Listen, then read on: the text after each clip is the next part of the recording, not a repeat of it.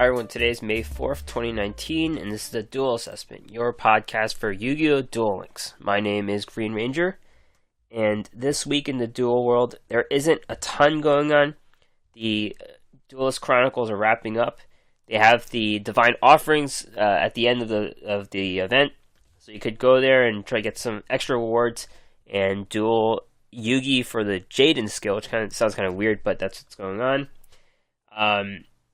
There are new cards this week, a couple new cards to talk about from the new ranked rewards for the month of May. Mostly we're getting copies of other cards from the Duelist Challenges, the Duel Quest, things like that.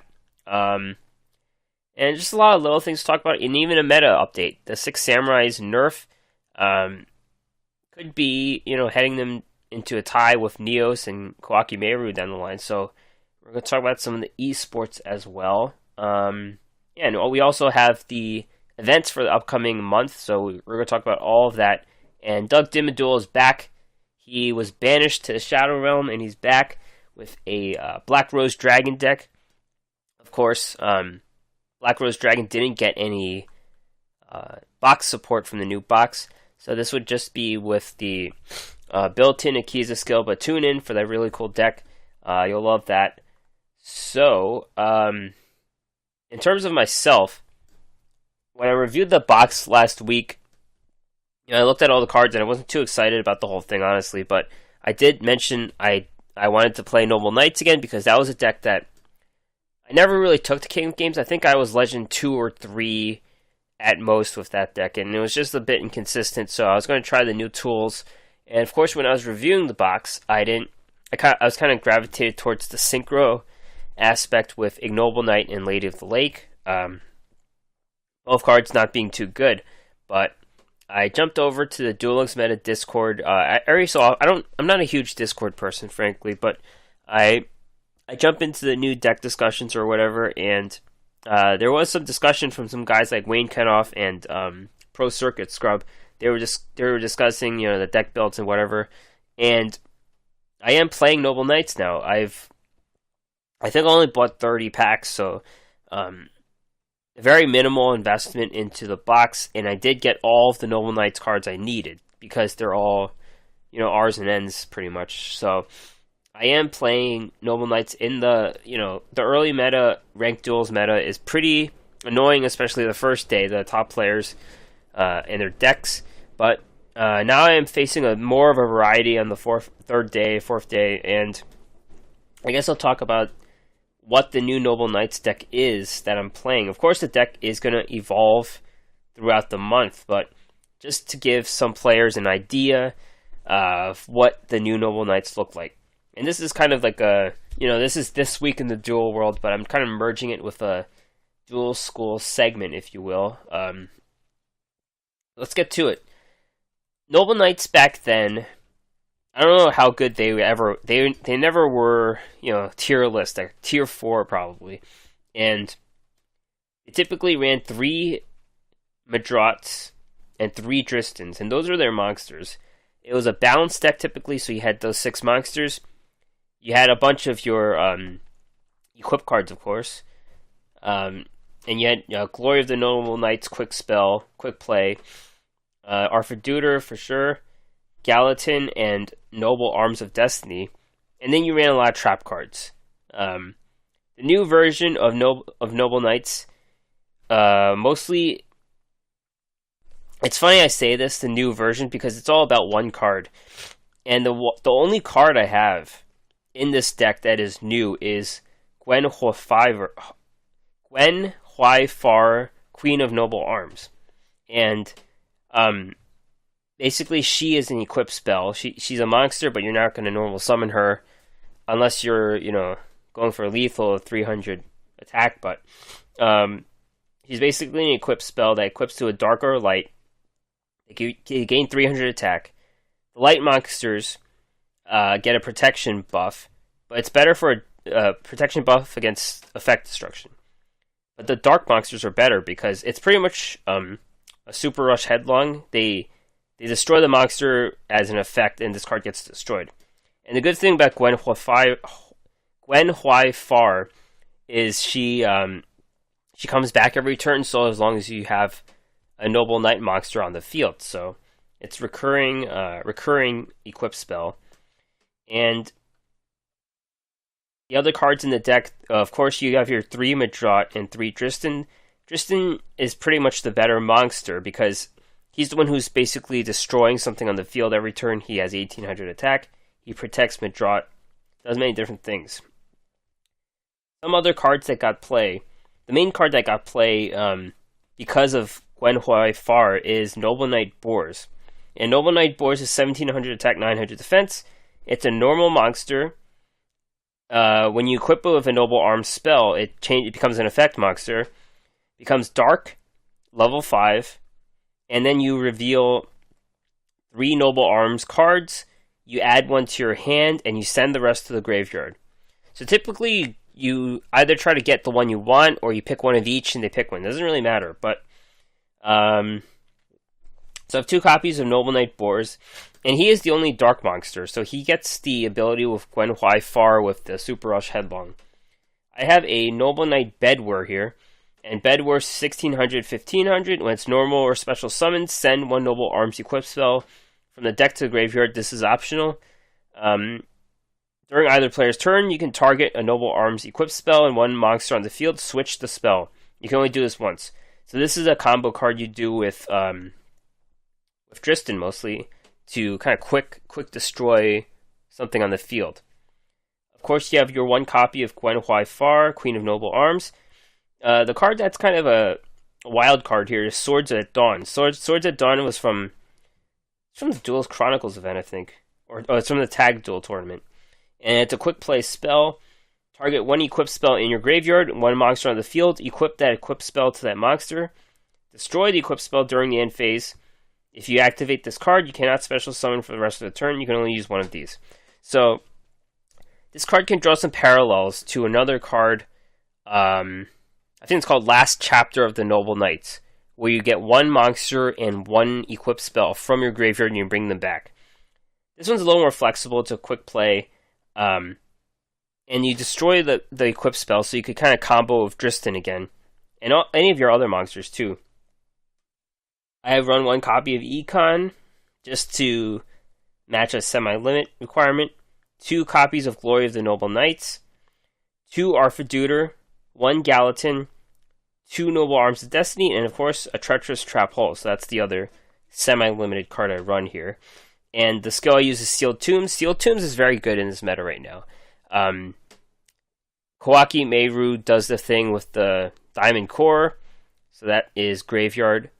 6 Samurais, of course. Fuma does the Graveyard thing.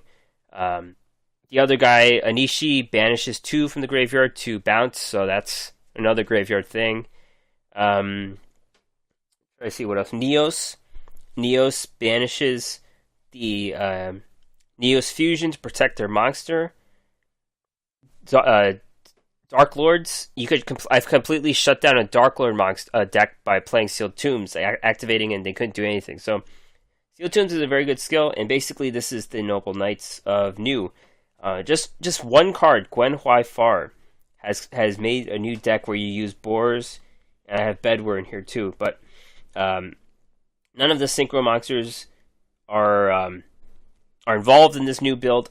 I don't know if they will be in the future. It doesn't seem like they will be, but this version of Noble Knights will only be perfected, and hopefully it'll be competitive. I really like this deck. I've always liked Noble Knights, and hopefully the deck builders involved in the discussion can hit King of Games with it, and you could get some visibility to make the deck even better. Okay, that is enough about me. Let's talk about this week in esports. Duel Links Meta Weekly number 70.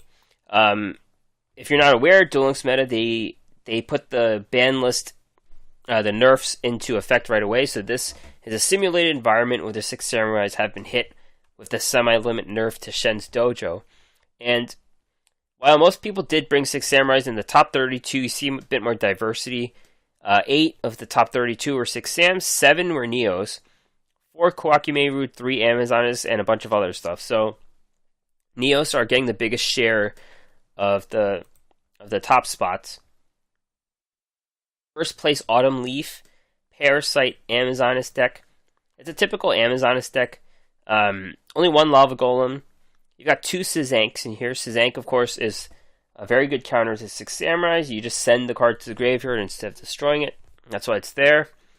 Otherwise, a very typical Amazoness deck. 2 Princess, 1 Queen, 3 Swordswomen, 1 Jade Insect Whistle, 3 Floodgate, 3 Paleozoic Canadia, 1 Willpower, 2 Wall of D, 1 Onslaught. Very typical deck. Just has the Szanks, which not everyone has, of course. Second place, Lular, Destiny Draw, Neos. So this is a very, the extra deck upgrade is a bit of a toolbox, so I'll discuss that. And the deck is a toolbox because of it. So, Neos Fusion lets you fuse any monster with Neos and another monster. Typically, Brave Neos is the guy you use because it's pretty versatile. It lets you fuse the other fusion substitute as 1 level 4 or lower effect monster. So this deck runs Sphere Karibos, it runs Blaze Man, it runs Bacon Saver. So Bacon Saver, of course, you fuse it and then you use the graveyard ability. So it's a very good card for that purpose.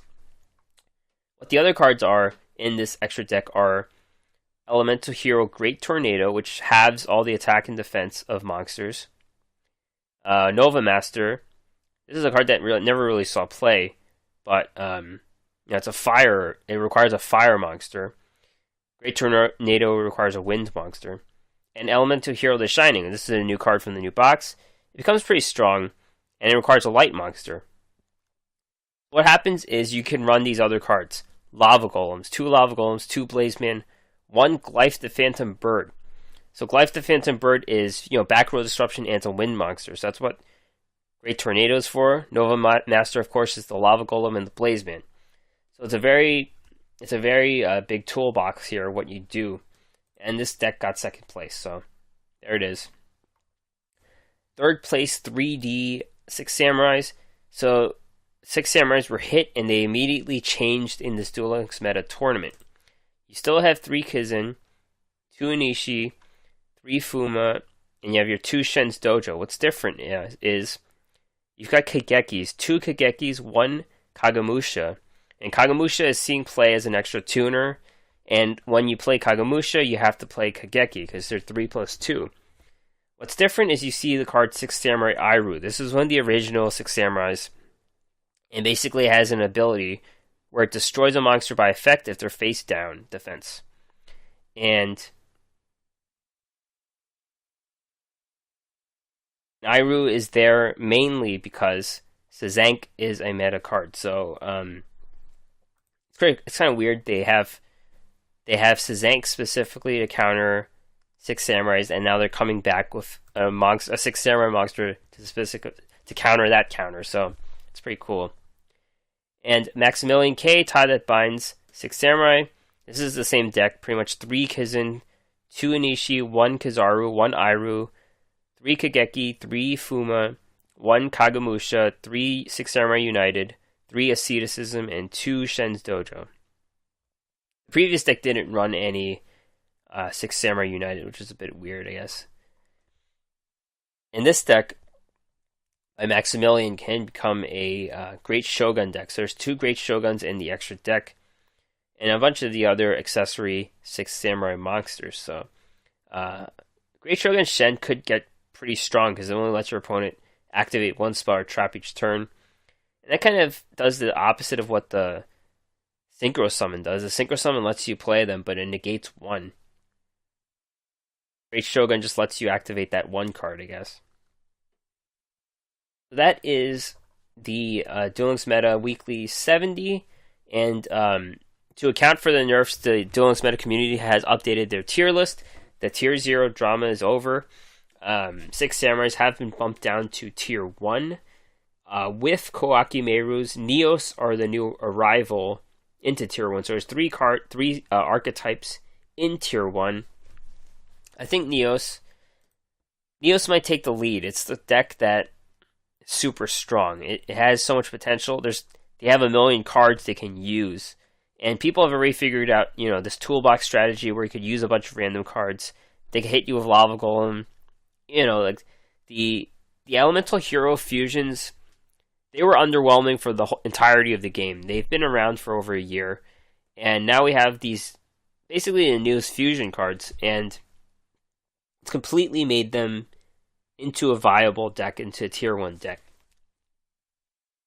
And Six Samurais are a bit weird now. I think these decks that we're seeing in the tournament are a bit experimental in their own. Iru is probably not going to stay in the deck because the Zanks are probably going to leave, and we don't really know what's going to happen to that deck yet.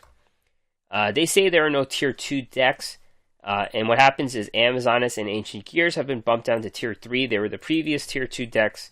They're fine on the ladder, but in tournament play they've seen fewer representation. And Dark Lords have been put into high potential.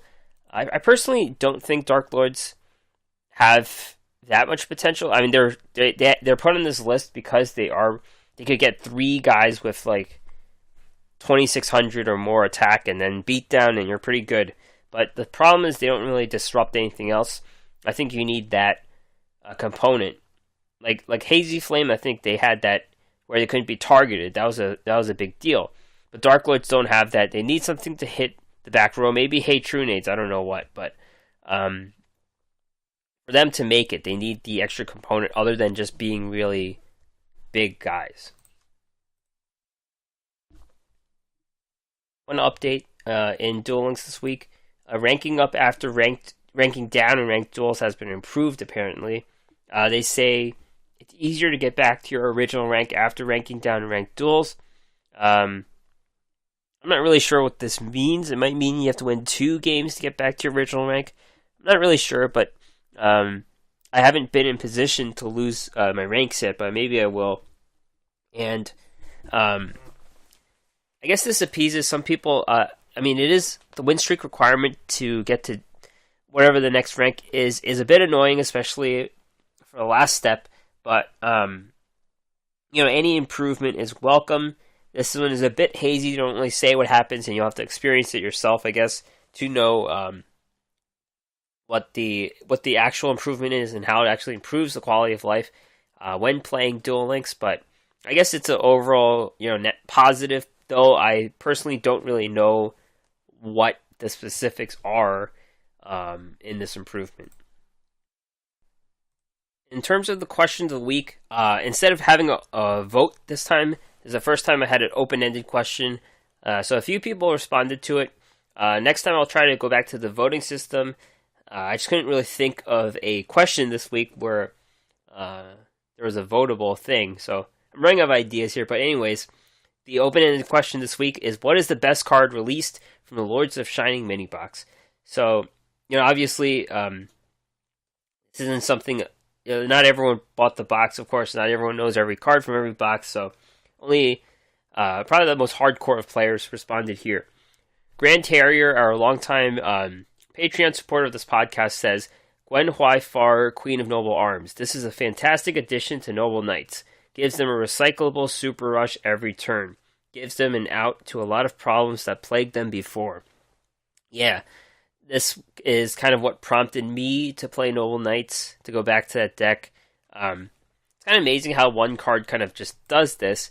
And of course, Gwen Huai Far is just an N rarity card. And you don't need too many of them, so that's why I only bought the 30 packs of this box, this mini box. So, minimal investment into completely changing the deck, if you will. Yu-Gi-Oh! Deck Talk says, this one right here, a poor man's Jinzo or Horus, and the picture shows Sky Scourge Invincible, which is a level 6 fairy, 2200 attack, 1600 defense, cannot be special summoned. If you tribute summon this card by tributing one monster, this card gains the effects. If you tribute a light fairy, you negate the effects of all spell cards.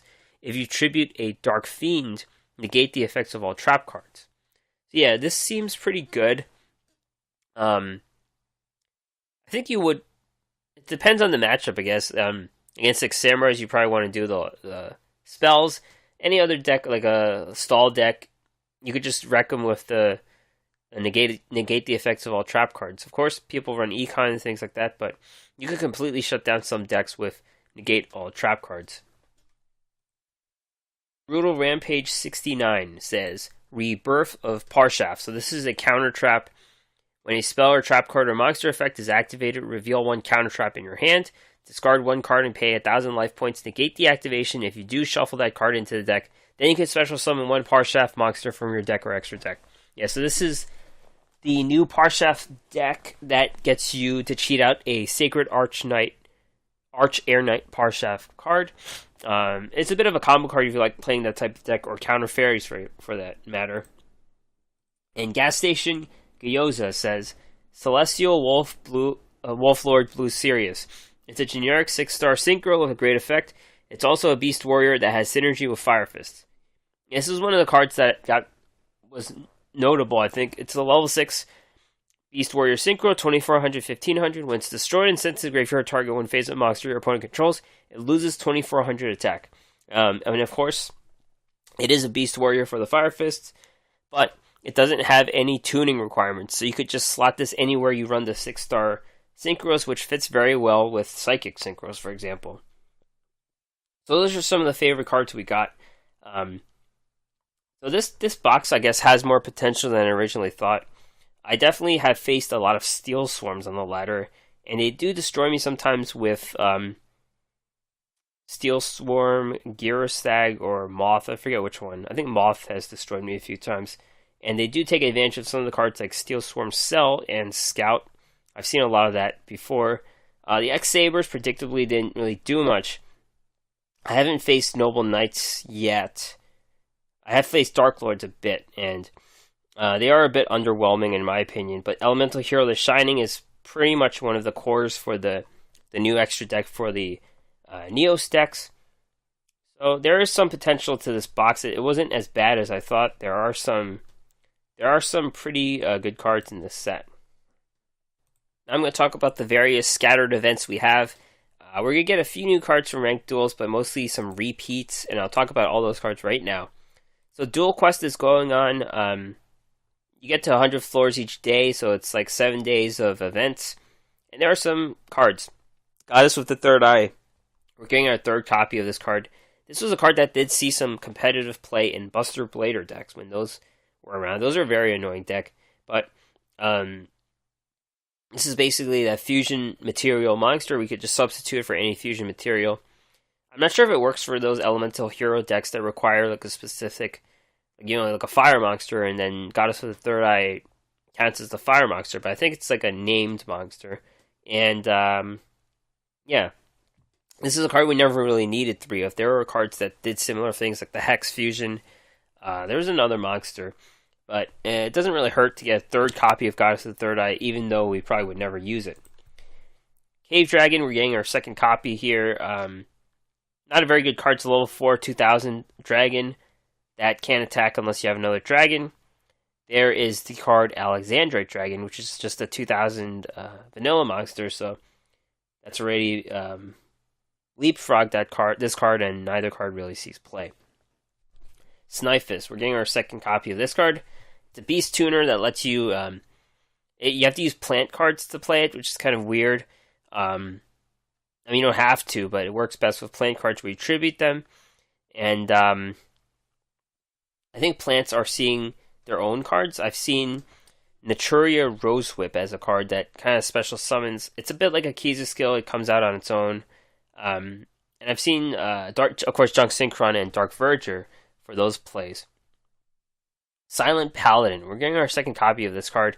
This is a card that you definitely need more of to build around, and it never really saw play in the silent decks because it involves the lower level silent cards.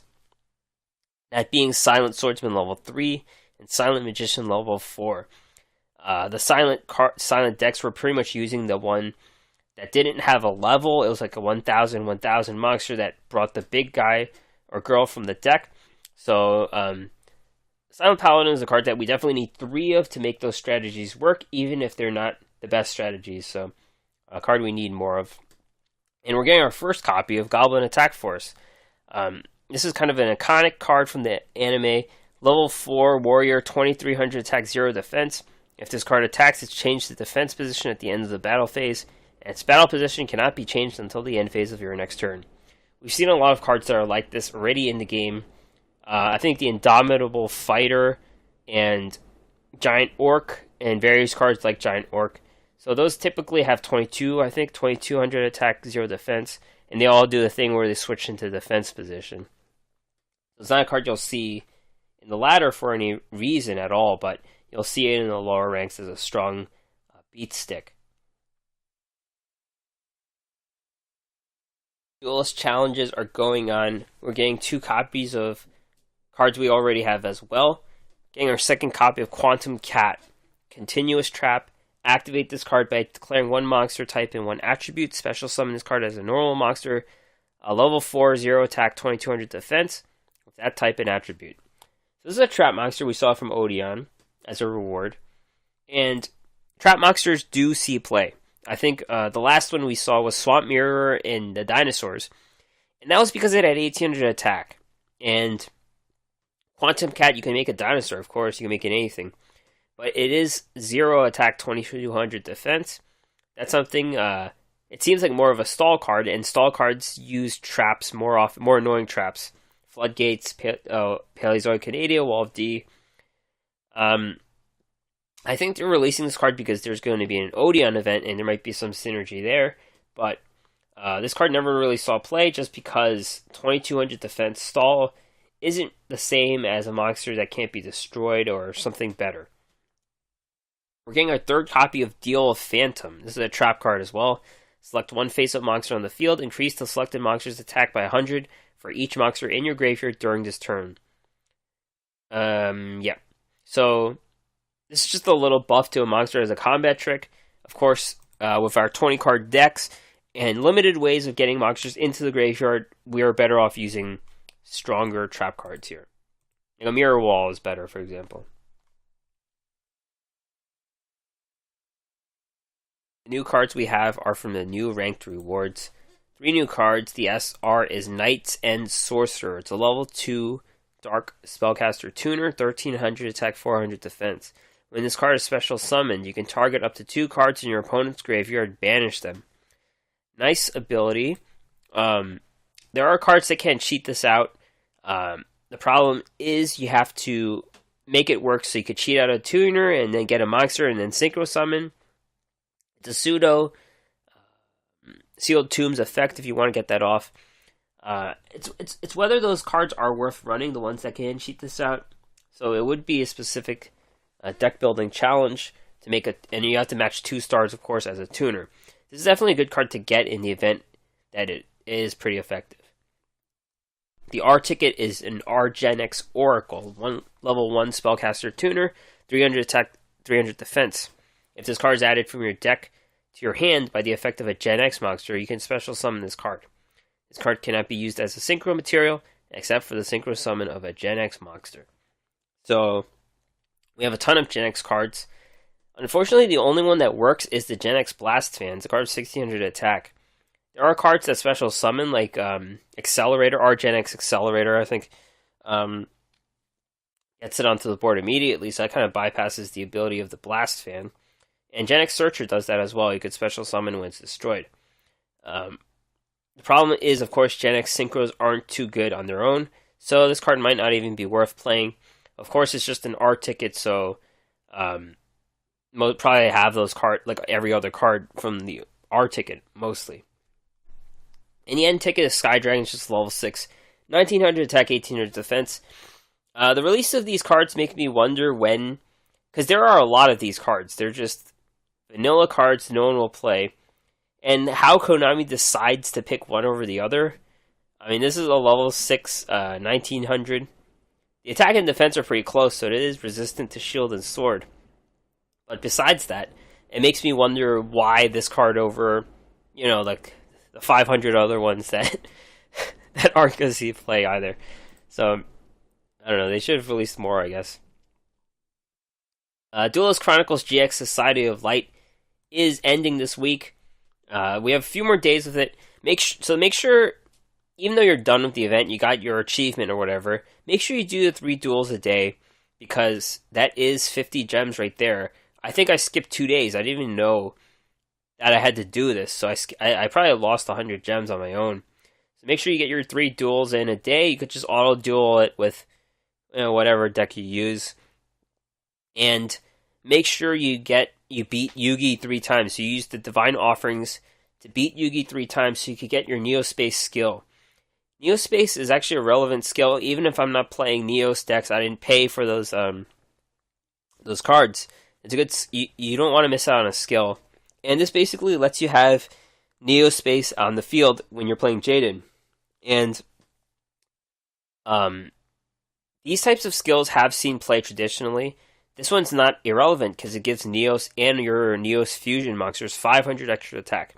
So Neos becomes a 3000 attack monster, which lets him compete with meta 3000 monsters like Ancient Gear Reactor Dragon. And Brave Neos typically starts out as a 2800, becomes 3300, so it lets you beat over Ancient Gear Reactor Dragon and Blue Eyes. So this is definitely a skill to get. After you get the skill, you just keep playing Yugi until you get the coin rewards, because there are some gems that are left behind from Yugi as well. So now it's time for Doug's casual deck of the week. He is back from the Shadow Realm. He was banished there for a little bit, but he's come back and he's got a Black Rose Dragon deck. Black Rose Dragon, of course, is the only signer monster that we haven't seen released in a box yet, so Konami knows the power of this card. It's a card that could completely change things up.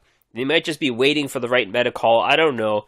But here is Doug's deck of the week. It's a deck you've never seen before. And, hopefully it's fun. So he's definitely had fun with it. So make sure you check him out right now.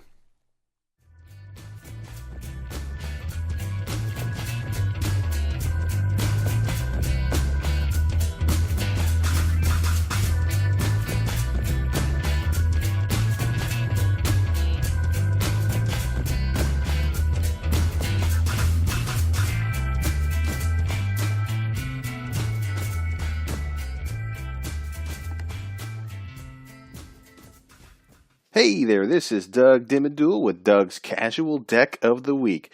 This week, in anticipation of the newest set coming out, we're expecting to get some Black Rose Dragon action, hopefully. So in the event that we don't actually get it, I wanted to still build a Black Rose Dragon deck using the skill Mark of the Dragon Foot. So essentially what the skill does, and that's using Akiza as your legendary duelist that you're going to be running this deck with. So if I go in and check out the explanation of the skill, pull up the details, you end up starting with your extra deck having a +1 in there, and that +1 being Black Rose Dragon. It's a Dragon Synchro, 1 tuner, 1 non-tuner. It's a level 7, so that's basically what this whole deck revolves around, is building level 7 Synchro monsters.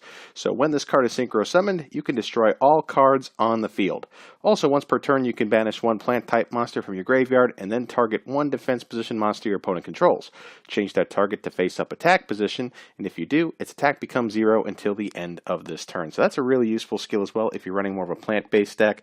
Don't forget that this skill also puts 2 copies of Copy Plant, a level 1 plant tuner with 0 attack and 0 defense, in your deck.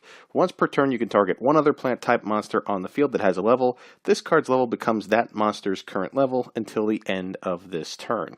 So this card can be pretty useful, but it's really something that I don't try to draw into, or I'm going to try to avoid it as much as I can. But I'm really only going to use it as a level 1 Synchro, so I'm going to run 2 different level 5s, and it could be anything. I mean, I'm running Aromas Therapy, Rosemary, and then I also run the Armades, Keeper of Boundaries. You know, some of your level 5 Synchro monsters that you could tune into. Same thing with level 7s. You could pretty much switch up your extra deck however you want. I run a copy of Lightning Warrior, I run a copy of Ancient Fairy Dragon, and then I run a copy of Scrap Archfiend because I got it as part of that special set that they were doing for the some of the different cards. So anyway, moving forward, I just want to at least go over the main strategy of the deck. The whole point of the deck is to try and special summon one of your level 4 or level 3 monsters on the field. All the level 3s that are included in this deck are tuners. You can switch it around, see which one fits you best. but the way that I run things, we're going to start with the non-tuner monsters. I run 3 copies of Giant Rex. Now, the reason why I run this is because I'm going to be running a combo with Gold Sarcophagus. That basically gets that free special summon of a level 4 monster on the field.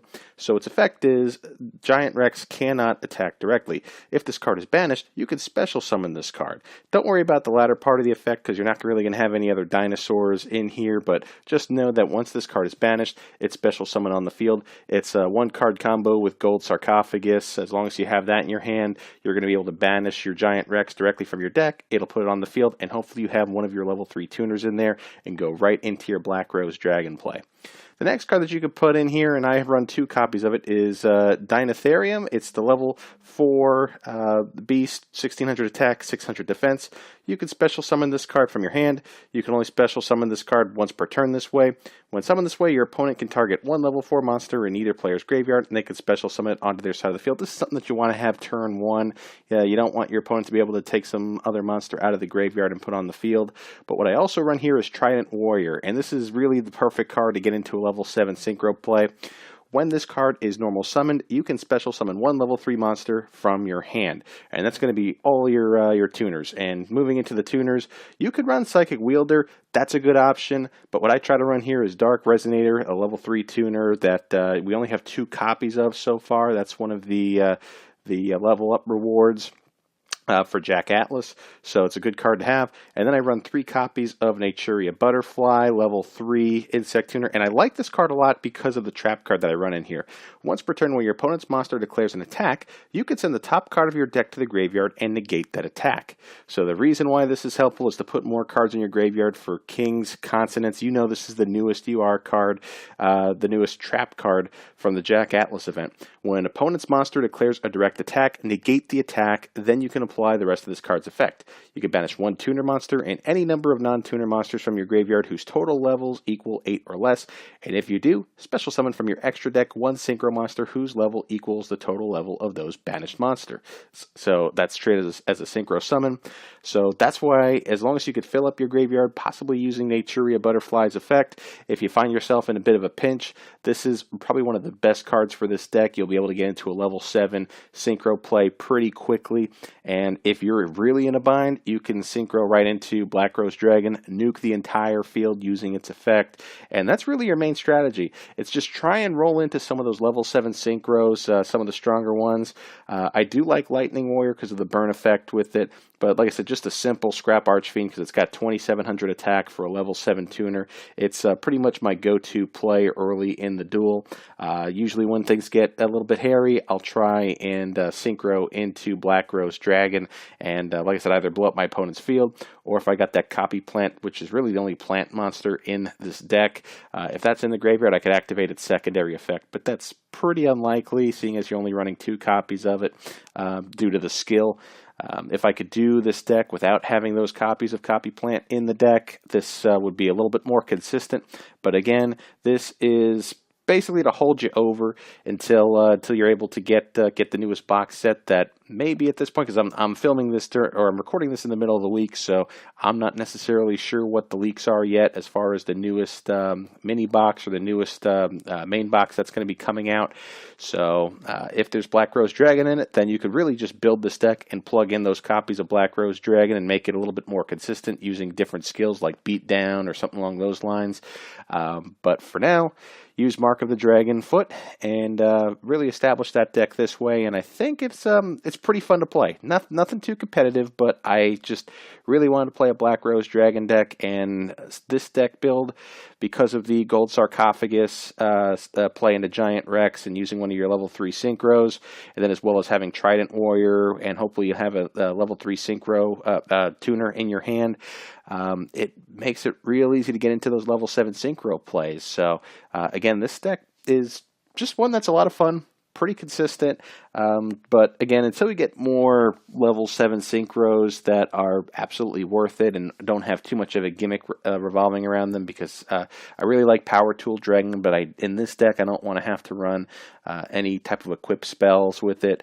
So I kind of want to see a little bit more generic level 7s that can prove to be pretty powerful, that you can throw into just about any deck. So for now, this is what I'm working with. Duel Links, you got to step your game up. You got to start adding a few more powerful level 7 synchro monsters to spice things up a little bit, so a deck like this can do very well. So anyway, that's pretty much it. This is my assessment for the for Doug's Casual Deck of the Week. I hope you enjoyed it, and I'll see you next week.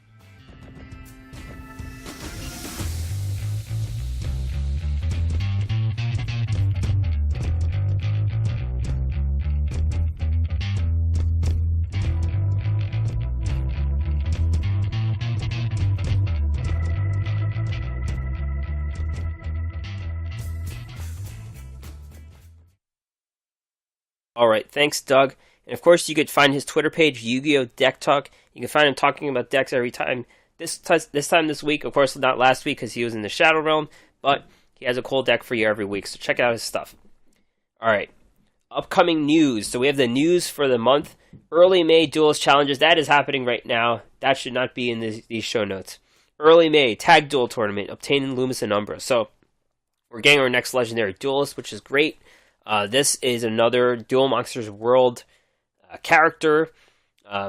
It's our second double character, so we got the Paradox Brothers, and now you have Loomis and Umbra.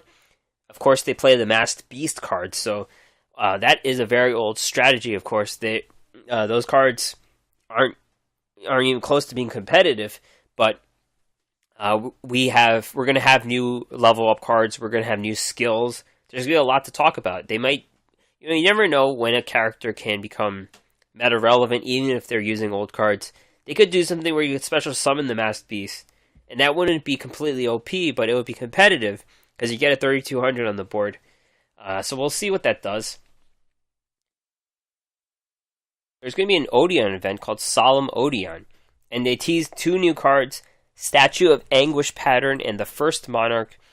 Knowing that Odeon is a guy who has played Trap Monsters, these are 2 Trap Monster cards. We'll talk about them next week, but Odeon, of course, isn't too exciting of a character on his own. He's seen a lot of play in Duel Links. Of course, he is important because he was the one who basically restrained evil Merrick. I personally think both Merricks are evil. The less evil one's just stupid, but of course, Odeon being in an event could mean Ishizu would see an appearance or so that would be pretty cool.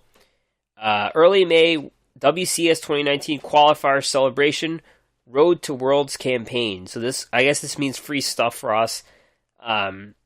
Hopefully it's enough gems and not just, like a mat or something or an icon. So hopefully get some gems out of that. Mid-May, Tabletop RPG, Monster World Neo cards. You get to get Tristan again if you don't have him.